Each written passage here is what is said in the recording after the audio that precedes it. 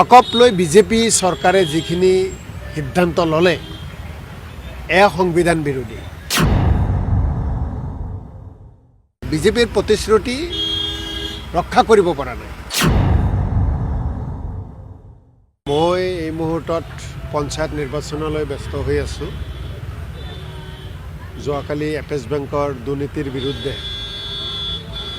তদন্ত বিচাৰি অসম প্ৰদেশ কংগ্ৰেছ কমিটিয়ে সেৱাদল, যুৱ কংগ্ৰেছ, মহিলা কংগ্ৰেছক লগত লৈ আমি প্ৰতিবাদ কৰিলোঁ।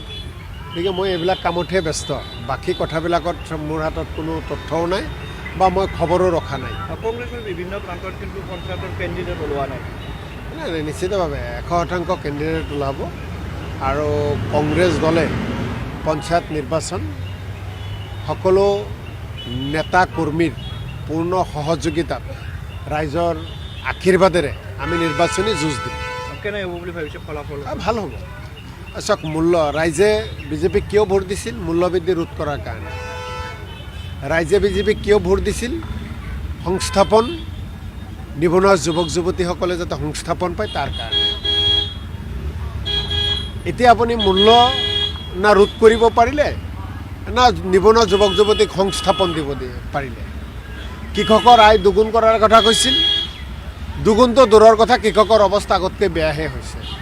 গতিকে এনেকুৱাভাৱে যদি আপোনালোকে দেখে বিজেপিৰ প্ৰতিশ্ৰুতি ৰক্ষা কৰিব পৰা নাই, ৰাইজ বিজেপিৰ ওপৰত অসন্তুষ্ট, নাৰাজ। গতিকে পঞ্চায়ত নিৰ্বাচনত বিজেপিয়ে অসমবাসীৰ লগত কৰা প্ৰতাৰণাৰ বিৰুদ্ধে কংগ্ৰেছ দলৰ প্ৰাৰ্থীসকলক ভোট দিব বুলি আমি আশাবাদী। আপোনালোক সাজু হৈছে? সম্পূৰ্ণভাৱে সাজু। আমাৰ নমিনেশ্যন প্ৰক্ৰিয়া ইতিমধ্যে চলি আছে। নমিনেশ্যন বিভিন্ন ঠাইত হয়তো আজিৰ পৰা কালিৰ পৰা পূৰ্ণদমে আৰম্ভ হ'ব। চাওক, অকপ ইতিমধ্যে ৰাষ্ট্ৰপতি ডাঙৰীয়ানীয়েও চিলমোহৰ মাৰিলে, অত্যন্ত দুৰ্ভাগ্যজনক। ভাৰতৰ সংবিধানক সমগ্ৰ বিশ্বই সন্মান জনায়, ইমানেই শক্তিশালী সংবিধান আমাৰ। অকপ লৈ বিজেপি চৰকাৰে যিখিনি সিদ্ধান্ত ল'লে এয়া সংবিধান বিৰোধী, এয়া ধৰ্মনিৰপেক্ষ বিৰোধী। তেওঁলোকৰ যি উদ্দেশ্যত অকপৰ ওপৰত হস্তক্ষেপ কৰিছে, অকপ সম্পত্তিৰ ওপৰত আইন প্ৰণয়ন কৰি, এয়া যথেষ্ট দুৰ্ভাগ্যজনক। এয়া দেশখনৰ কাৰণে মংগলজনক কেতিয়াও হ'ব নোৱাৰে। ইয়াক তীব্ৰ বিৰোধিতা কৰিছোঁ আৰু আমি যুঁজি যাম এই আইন বাতিল কৰাৰ কাৰণে।